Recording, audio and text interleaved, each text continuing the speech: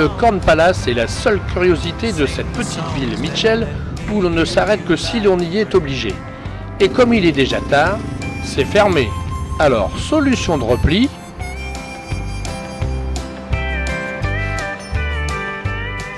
Nous voici installés chez l'ami Louis pour déguster notre premier steak de bison.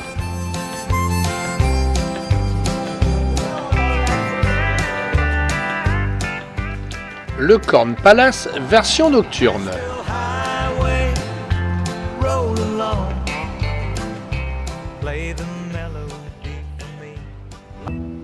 Cette région du Sud Dakota étant une grande productrice de maïs, un bâtiment a été construit tout exprès à la gloire de cette céréale. Chaque année, depuis 1892, la façade est décorée avec des épis de maïs de couleurs et de grains différents, représentant des fresques sans cesse renouvelées. Chaque année, il faut 3 mois et 20 personnes pour clouer les 280 000 épis de maïs utilisés pour ce nouveau décor.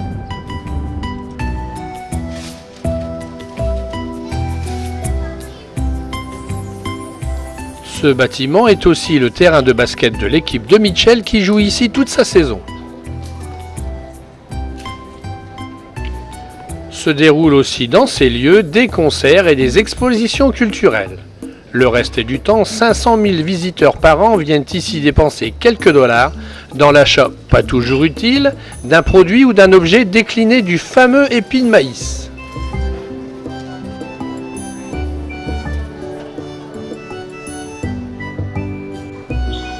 Une expo photo représente les tableaux différents qui se sont succédés sur la façade depuis le siècle dernier.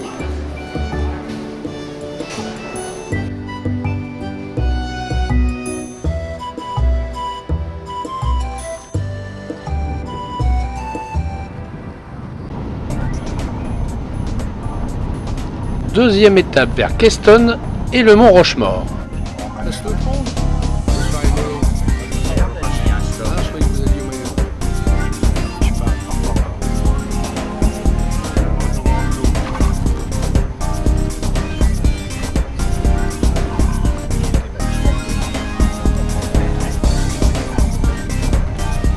2009 étant l'année de la crise, il a été décidé de pique-niquer le midi.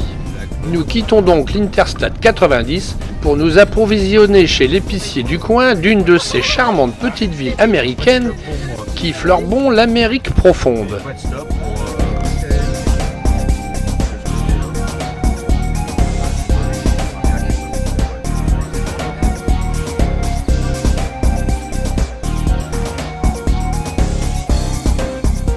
Nous voici donc à Chamberlain, son église, sa poste, son coiffeur, son antiquaire bien sûr, son mini-market, sans oublier son saloon.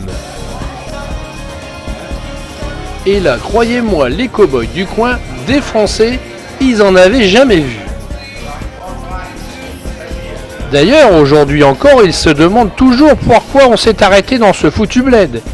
Et si on ne leur avait pas dit que c'était pour acheter du bread, du butter, des pickles, du ham et du red wine, ils ne nous auraient jamais cru.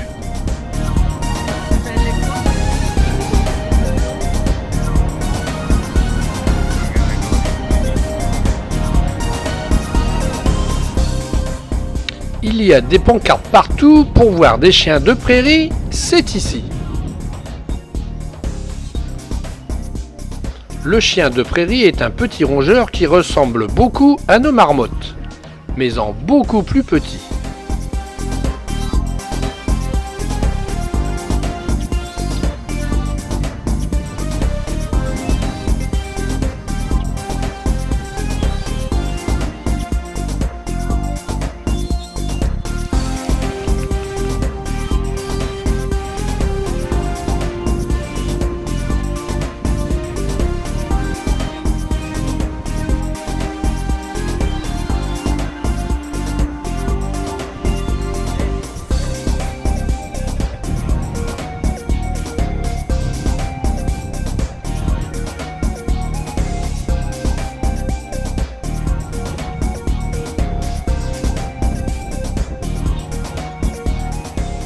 Nombreux dans la région, le serpent à sonnette.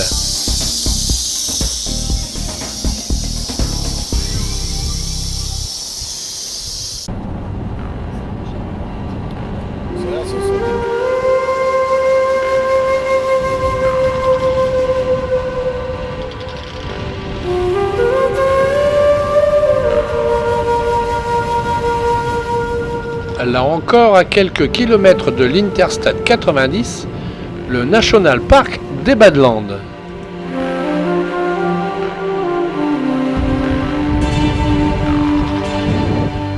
Badland veut dire en langage amérindien « mauvaise terre ». Mauvaise à traverser, disaient les pionniers français qui découvraient cette région. Les pentes y sont raides, l'eau rare et souvent corrompue, on s'y perd aisément. C'était en 1875. Aujourd'hui, ce parc de près de 1000 km² attire un grand nombre de visiteurs. Fait de bars, de plateaux et de prairies, cette région représente 11 millions d'années de sédiments et d'alluvions accumulés. Les rivières et les intempéries en creusent les formes depuis plus de 500 000 ans, et si l'on calcule bien, au rythme actuel des choses, il en faudra encore au moins autant pour les faire disparaître.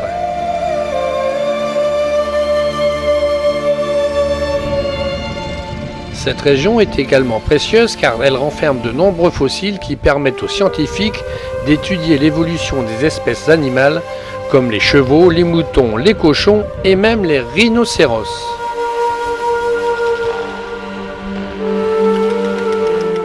Une route conduit les automobilistes au point de vue les plus spectaculaires de la région.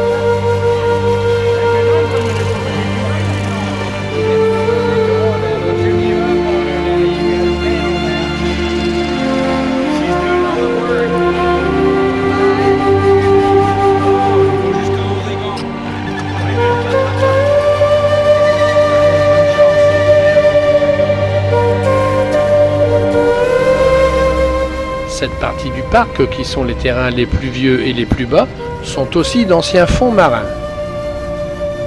Les couleurs marquées de ces terres sont dues aux mutations chimiques survenues au cours des siècles.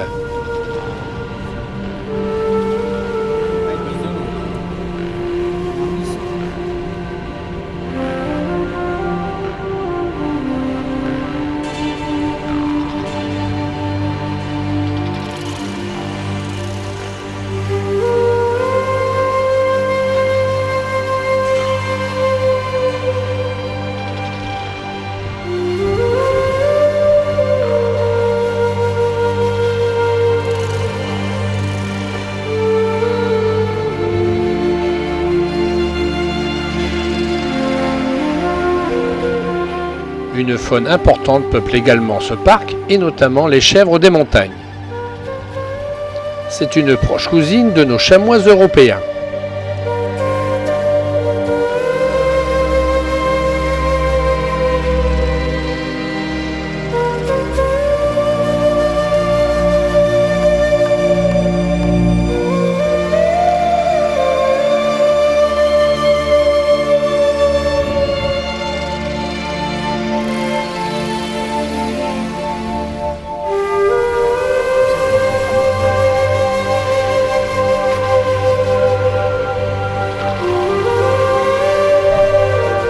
La visite des Badlands terminée, c'est vers le mont Rochemort et ses fameux présidents que nous nous dirigeons.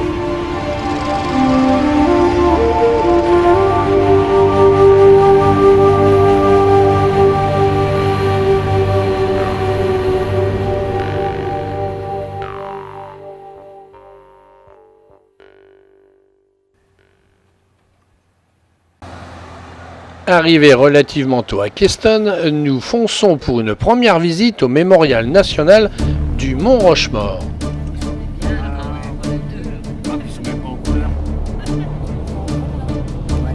Ah, on voit les cadres là.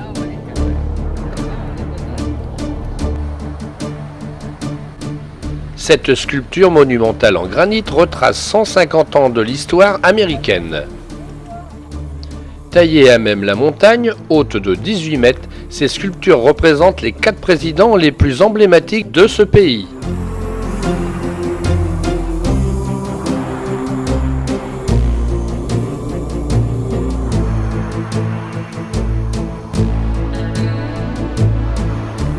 C'est l'historien Doane Robinson qui évoqua pour la première fois l'idée d'une sculpture au Mont Rochemort.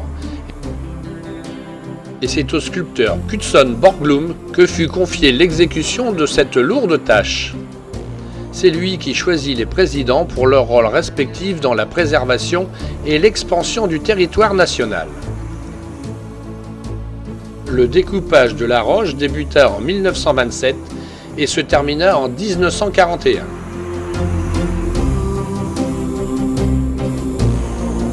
George Washington, Thomas Jefferson, Theodore Roosevelt et Abraham Lincoln nous rappellent du haut de leurs 1745 mètres que les États-Unis d'Amérique sont le fruit de leur capacité exceptionnelle de visionnaire.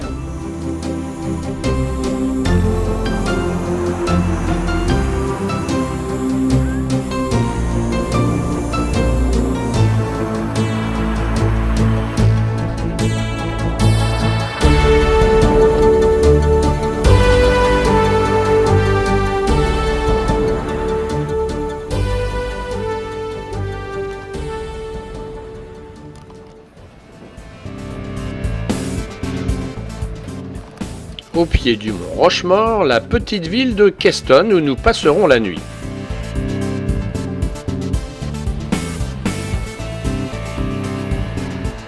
Les néons viennent de s'allumer, ce qui porte à croire que nous nous rapprochons de l'heure du dîner. Et pourquoi ne pas prendre juste avant un petit apéritif ?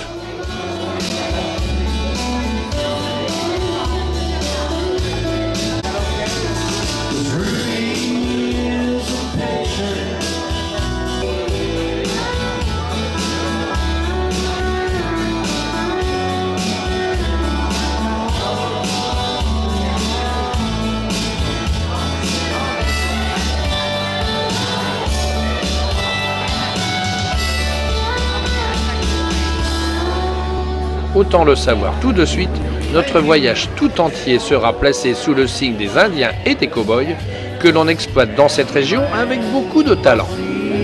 His footprint on the shifting sands of time. But I just leave the mark of a heel. She was mine for 10 long years. That's about 10,000 years. Not counting all the nights she was Il fait nuit maintenant, il fait froid, très froid même, la pluie est glaciale, mais il y a son et lumière chez les présidents. Alors, cried by the times that I ce matin, nous devions visiter à quelques kilomètres du Mont Rochemort Memorial Crazy Horse, une sculpture en cours de réalisation de Sitting Bull sur son cheval, héros de la résistance amérindienne face à l'État américain. Confié à Korczak Ziolkowski, un sculpteur américain, qui s'engage à réaliser le projet aux conditions expresses qu'il ne percevra aucun salaire, ni ne recevra aucune subvention, les travaux commencent en 1948 et se termineront, du moins l'espère-t-on, dans une cinquantaine d'années. Cette sculpture sera 6 fois plus grande que celle du Mont Rochemort, et c'est 200 fois plus de roches qu'il faudra détacher de la montagne que pour les présidents des États-Unis. Seulement ce matin, il pleut à torrent et Sitting Bull est dans les nuages. Solution de repli, le parc Tatanka. Il est très probable que nous découvrirons ici nos premiers animaux en liberté.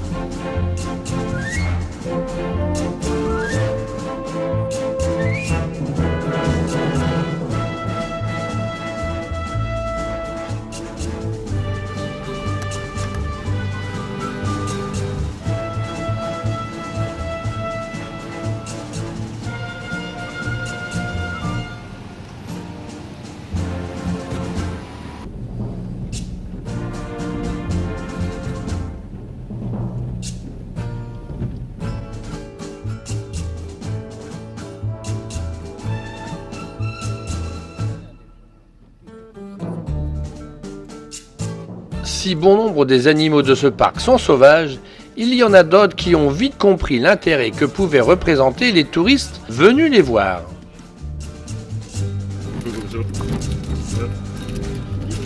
Un bisou. Ah, avec des vrais. Tiens, mon petit cœur. Ah, il y en a. À l'autre.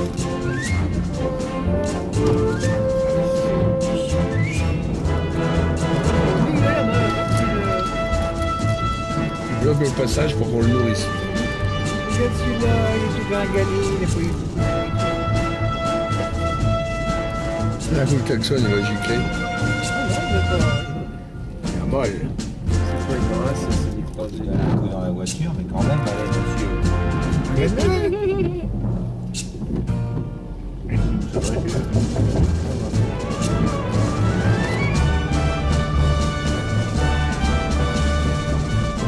Nous découvrirons aussi dans ce parc de nombreuses espèces d'antilopes qui peuplent les grandes plaines du centre des États-Unis.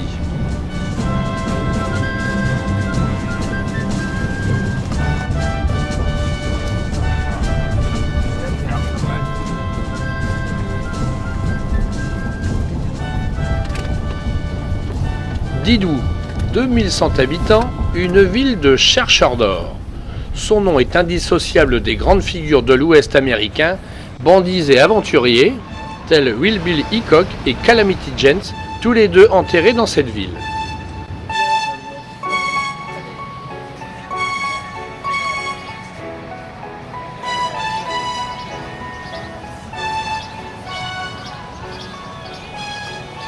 De nombreuses boutiques, bars, hôtels et restaurants attendent les visiteurs.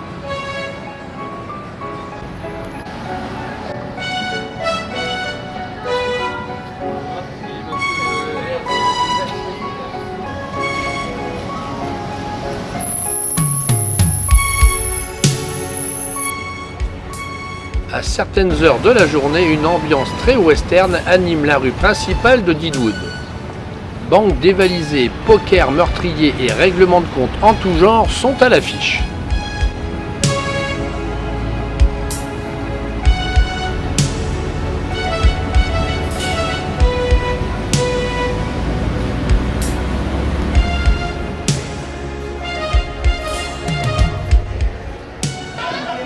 Des saloons plus vrais que nature seront vous accueillir. On est prié de laisser ses colts au vestiaire.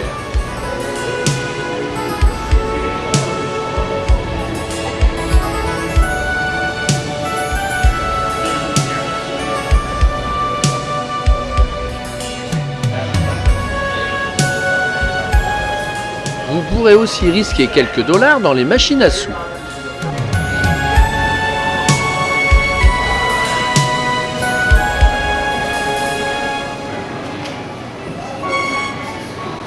On pourra aussi rencontrer des personnages d'une autre époque.